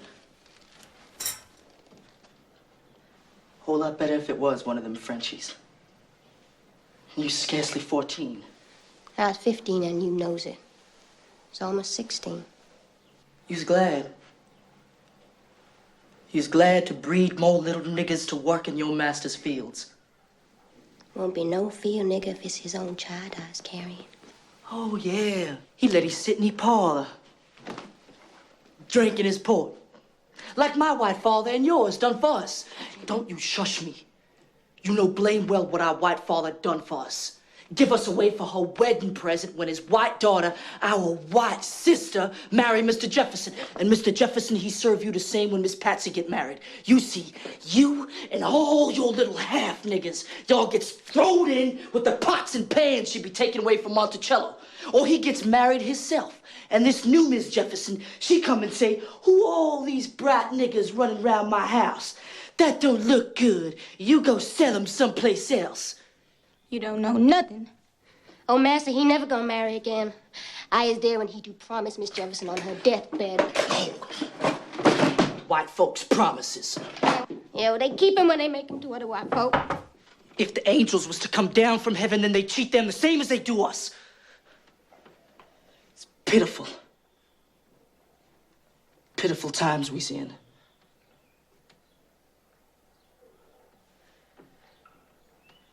But you listen here. Sal, if we stays in Paris, we's free.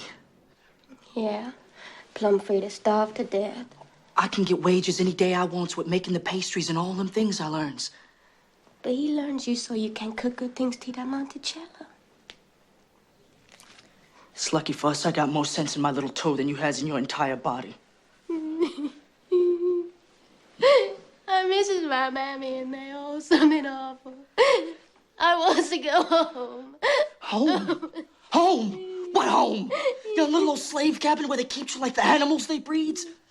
God Almighty never meant for human beings to be like animals.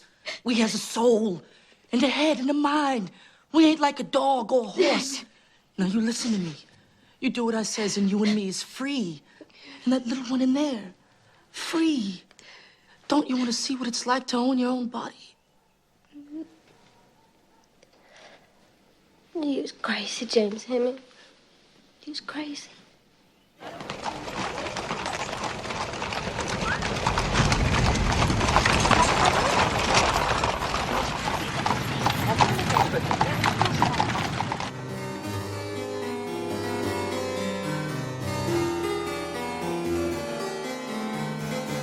Master, we staying in Paris.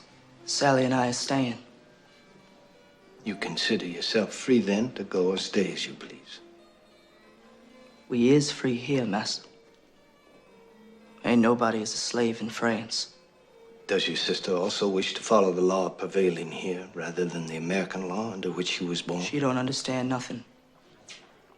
She do what I say.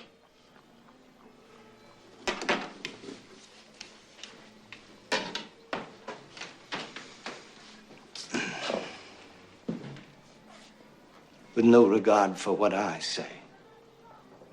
She be wanting her freedom, Master.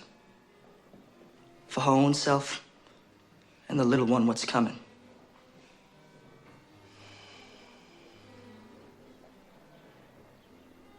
So you, James, will provide for Sally and her child. I'll be getting working wages. Now remember, once I have left and you are here on your own, there's nothing more I shall be able to do for you. You will be living among strangers in a strange land of which you do not even know the language. I know some. More than you, Master. Yes, well, that is true.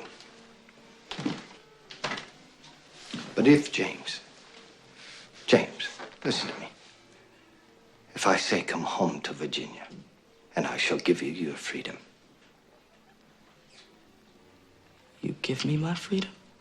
That is what I'm proposing. My papers and all? Everything that is legally required to release you from my ownership.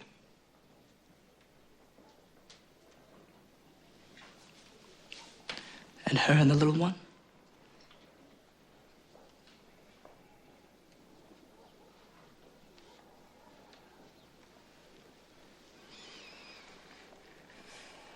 What do you say, Sally? Now think very carefully. You and your child will be free to leave Monticello and earn your living elsewhere as a free woman. Where's that going? Wherever you wish. But where do I go?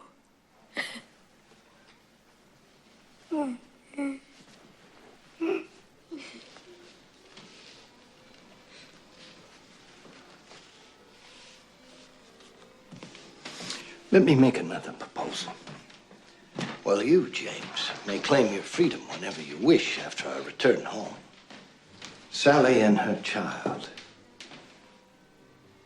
will remain at Monticello under my care, but upon my death to be given her freedom.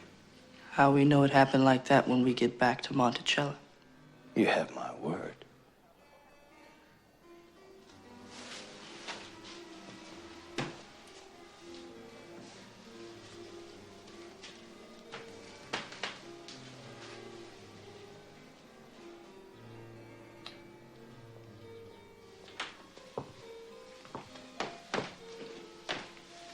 You wish me to swear an oath on the Bible?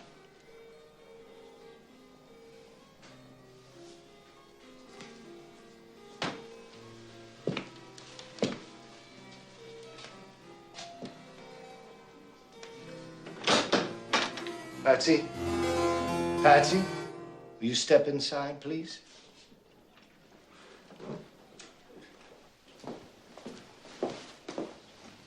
Close the door.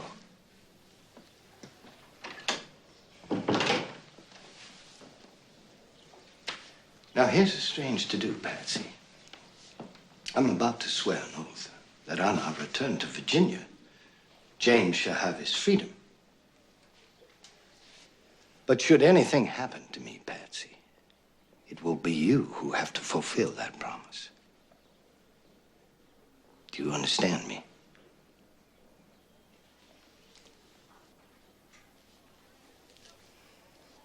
And further, there's an oath to Sally that she too upon my death shall be freed. Her and the little one, what's coming?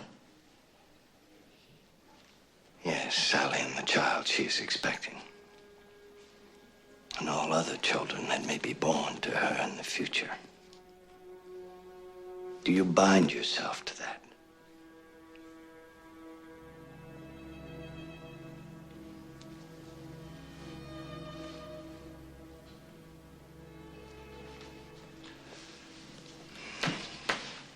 I swear by Almighty God that upon my return to the state of Virginia, I shall, within a period of not more than 2 years, give his freedom to James Hemmings.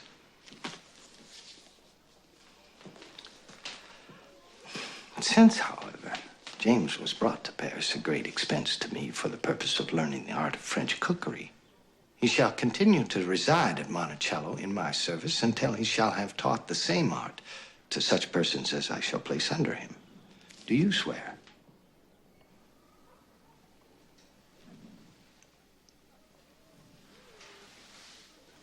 I swear.